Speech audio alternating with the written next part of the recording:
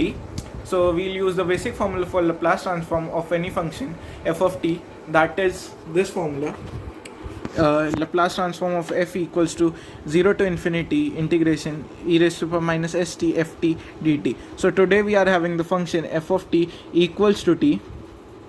So we'll just substitute f instead of f of t in this equation, in this formula, to find the Laplace transform. This could be, the function could be anything like sin t e raised to power t, anything, any possible value, but today we have f of t equals to t, so we'll just plug in t in this formula.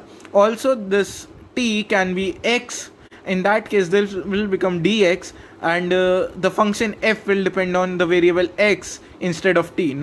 So this is just a naming convention which I have used. T is just a parameter. It can be x, y, z, any alphabet you want, but in this case we have just used t for convenience. And now we'll just plug in t in this formula. So this is what we get after plugging in t in this formula. And now for finding the Laplace transform of f of t equals to t, we'll find the value of this integral, and the value of this integral we'll solve by parts. This is an integration method, and after applying by parts, the equation will be, so our equation after applying by parts becomes this, and we have just applied by parts. Now we'll find the integration of e raised to power minus st dt, and that is e raised to power minus st dt equals to e raised to power minus st by s minus sign because of minus.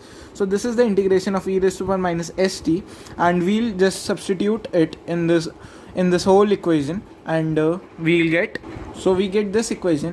I'll again substitute the value of e raised to power minus st in this from this formula, and as 1 by s is a constant, 1 by s will become out, and after again substituting the value of e raised to power minus st, we'll get, so this is what we get.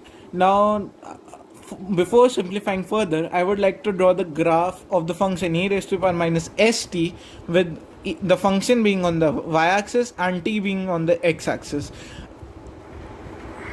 So this is the graph we get, but this graph is only true in the case if s is greater than 0. If s is a negative constant or negative number, so this function will become e raised to power plus t, means e raised to power t, something like that. And say if s is minus 1, the term will become e raised to power t, and the curve will be different for it. So this is only true for s being a positive integer. So this is really essential before going further, that s is greater than 0. Now from this graph we get, as t tends to infinity, e raised to power minus st tends to 0. As we can see, this graph goes close to the x-axis as the value of t is increasing, and at infinity this graph will converge with the x-axis, and we'll get e raised to power minus st to be 0. So but this is only true when s is greater than 0. So this is a really essential point in this Laplace transformation, that s is greater than 0. So in the final answer also, what we get in terms of s, there s will be greater than 0. So in the next step, we'll plug in the values of 0 and plug in the values of t as 0 and infinity, and we'll get. So guys, first of all, I would like to make a correction. There would be a minus sign here in this. I forgot this minus sign, so there will be a minus sign in this equation, and this will become positive. So please make this correction. Now after making that correction, we get this. So now we know that e raised to power minus infinity s is 0. So when we'll write, this term will be 0, this term will be 0 as it is multiplied by 0. So the first term becomes 0. In the next term we have this to be 0 plus e raised to power minus 0, e raised to power 0 is 1, so 1 by s square. So minus, this is minus, so the left out term is 1 by s square. So we get that Laplace transform of f equals to 1 by x square when the function f of t is equal to t, but this is only true when s is greater than 0. So this is a really essential point, as I mentioned earlier, that s should be greater than 0. and f of t equals to t is our function, and the Laplace transform of it is 1 by s square. So I'll like to revise again. So this was a basic formula for finding the Laplace transform of any function f of t. Then we just plugged in t in the equation. We applied by parts to get this equation, and then we substituted the value of e raised to the power minus st dt. Then after substituting the values, we got this equation, and then we again integrated e raised to the power minus st dt, and we got this. Now we put in the values of 0 and of t in this equation, and we drew this graph of e raised to the power minus st.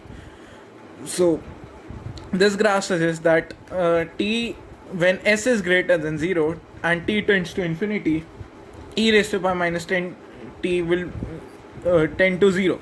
So this graph is really essential, and the point that s is greater than 0 is very very very important in finding the Laplace transform of f of t equals to t. In the next step, we just put in the values, as this would be 0, this will be 0, we found this to be 0, and just we were left with minus 1 by s square. Then we got this minus minus cancels out to be plus, and this becomes 1 by s square. So Laplace transform of f of t comes out to be 1 by s square, and this point again comes that s should be greater than 0.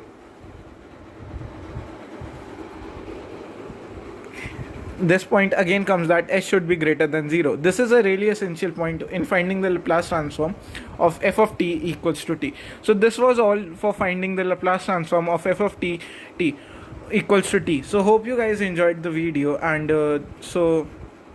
also were able to understand how to find the Laplace transform of the function f of t equals to t. I would also like to mention a point that for finding the Laplace transform of any other function, you just need to put in the f of t equals to that function, like I mentioned earlier, like sin t or e raised to power t instead of this. So that will, and integrated, that will help you find out the answer for the integration. So that was all for today, and hope you guys enjoyed the video.